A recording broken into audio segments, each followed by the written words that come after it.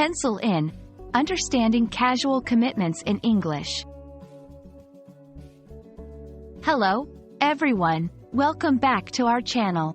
Today, we're diving into a very interesting English phrase, pencil in a meeting. This phrase is not just about writing or meetings. It's about the flexibility and intent in our plans. Stay tuned as we explore its meaning, usage, and nuances to help you sound like a native speaker. When we say we're going to pencil in a meeting or any other appointment, it means we're tentatively adding it to our schedule. The key here is tentative.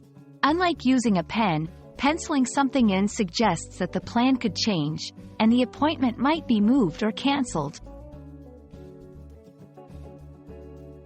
The choice of the word pencil is deliberate.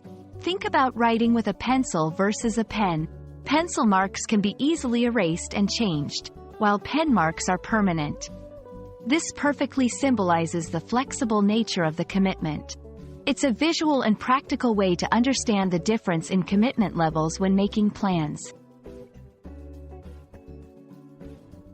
Let's look at some examples of how to use pencil in everyday conversation. Can we pencil in a lunch meeting for next Thursday? I'll confirm the time later. I have you penciled in for a 2 p.m. meeting, but I'll check if everyone else is available. Let's pencil in a coffee catch-up for sometime next week. I'll get back to you with a day. Using pencil in like this indicates that while you intend to hold the meeting, you acknowledge that adjustments may be necessary. This phrase is perfect for informal or semi-formal settings, especially in work contexts where schedules can change. It's a polite way to make tentative plans without committing fully until details are more certain. However, for formal commitments, it's better to use more definite language once the details are confirmed. Understanding and using the phrase, pencil in a meeting, can add a layer of nuance to your English communication, especially in professional settings.